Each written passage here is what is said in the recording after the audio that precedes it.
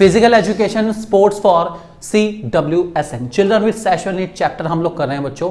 और ये वीडियो में हम लोग बात करने वाले सारे टॉपिक के बारे में जो आपके सामने यहाँ पर आ रहे हैं, डिस्प्ले हो रहे हैं। जल्दी से सारे के सारे टॉपिक को आपको इस वीडियो में समझाया जाएगा, अच्छे समझ लीजिए। और अगर चाहते हैं मोस्ट अमेजिंग नोट्स तो जाइए हमारी ऐप पर और इन नोट्स को अपना बनाइए। ध्यान रखिएगा, अगर चीज अच्छी हो तो कीमत नहीं देखी जाएगी बिल्कुल भी। Just go it and buy it right now. Next हमारा आता है जिसका नाम है पैरालंपिक्स।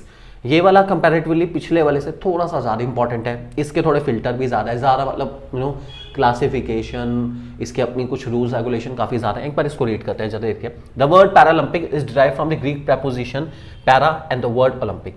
कुछ नहीं है, पैरालंपिक का मतलब है पैरेलल ओलंपिक, मतलब ओलंपिक के पैरेलल एक और गेम चलाना जो कि डिसेबल्ड, ठीक है, या CWSN ऐसे लोगों के लिए है। दिव्यांग लोगों के लिए भी एक गेम चलाना, नॉर्मल लोगों के साथ साथ पैरेलल गेम चलाने को कहते हैं पैरालंपिक। तो यही है और कुछ नहीं, पैरेलल ओलंपिक चलाने को कहते हैं पैरालंपिक। ध्यान रख के चलेंगे इस बात को, ठीक है। It means the Paralympic are the parallel games to the Olympic and illustrate how the two movements exist side by side.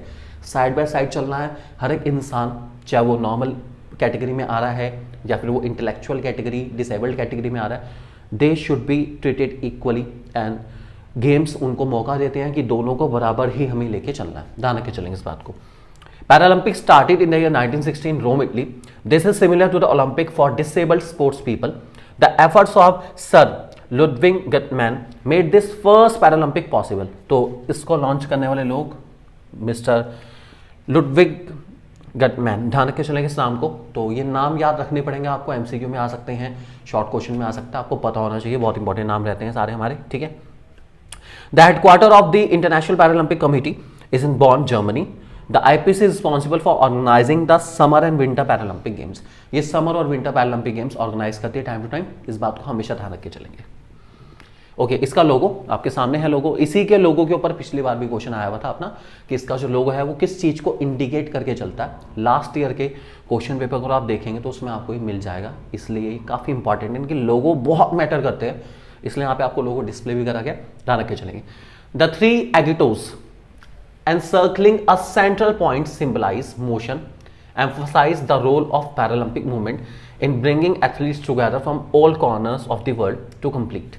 The symbol also reflects the Paralympic motto, spirit in motion, representing the strong will of every Paralympian.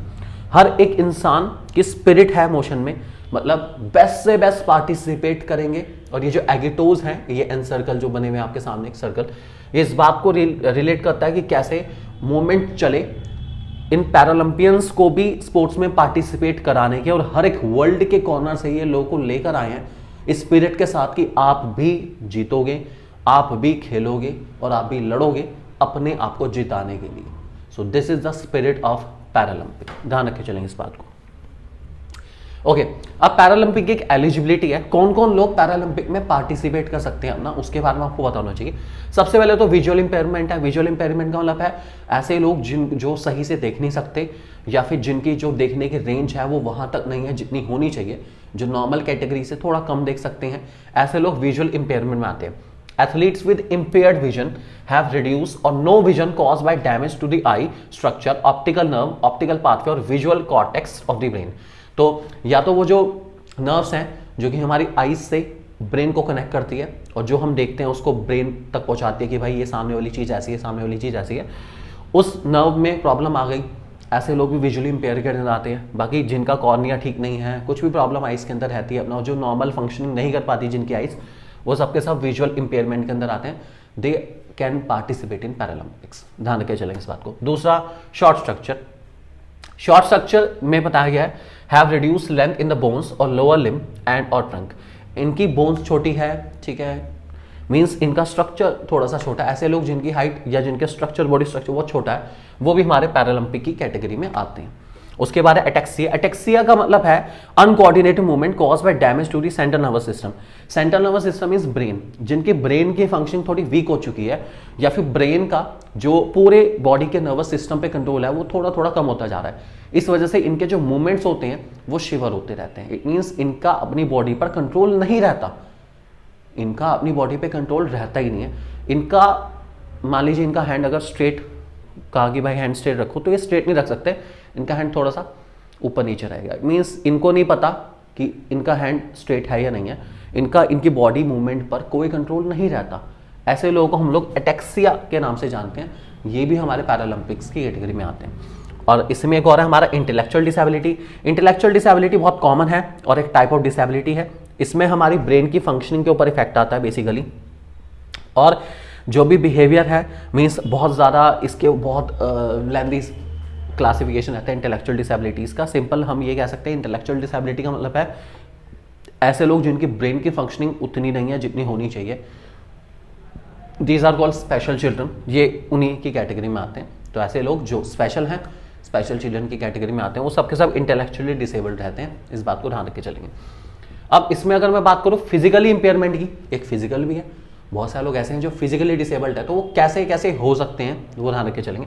पहला, impaired muscle power, ऐसे लोग जिनकी muscle power उतनी नहीं है जितनी होनी चाहिए।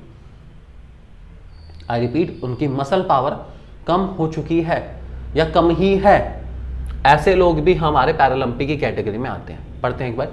With impairment in this category, the force generated by muscles such as the muscle in one limb, one side of the body or lower half of the body is reduced.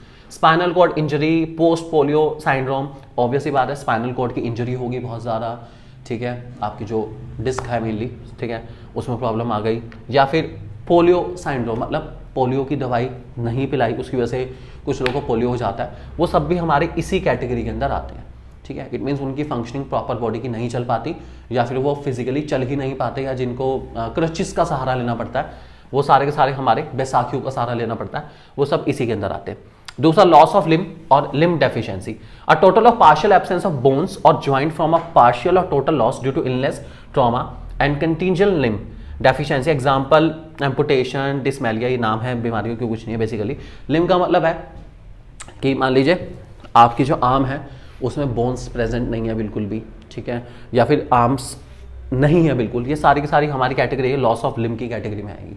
तो arm का होना या arm में bone का ना होना, ये सब इसी कैटेगरी में आएंगे। तीसरा, leg length difference. Leg length difference का मतलब एक टांग बड़ी है एक टांग छोटी है, इसमें भी चलने में दिक्कत आएगी। ऐसे लोग भी बैसाखी का सहारा लेके चलते हैं, वो भी इसी में आते हैं। और उसके बाद short stature, standing height is reduced due to shorten legs, arms and trunk which are due to the musculoskeletal deficit of bone और cartilage structure। एग्जाम्पल इसके दे रखे हैं अपना, ठीक है, ये सारे भी शॉर्ट स्ट्रेचर, ये बता रखे हैं कि हाइट रिड्यूस है इन लोगों की अपना, या फिर हाइट को रिड्यूस कर दिया गया बेसिकली, किसी भी डेफिशिएंसी की वजह से हाइट रिड्यूस ऑटोमेटिकली हो गई, या फिर बोन्स का मिस होना, टेंडन्स का मिस होना, लिगामेंट्स का मिस होना, इस वजह से जो है हाइट छोटी रह गई, ये इंसान नॉर्मल फंक्शनिंग में नहीं कर पाता है। ऐसे लोग चलने में बहुत दिक्कत आती है, चल ही नहीं पाते बिल्कुल भी। ये सब भी हमारे किस कैटेगरी में आएंगे? पैरालंपिक की कैटेगरी में आएंगे, ध्यान रख के चलेंगे।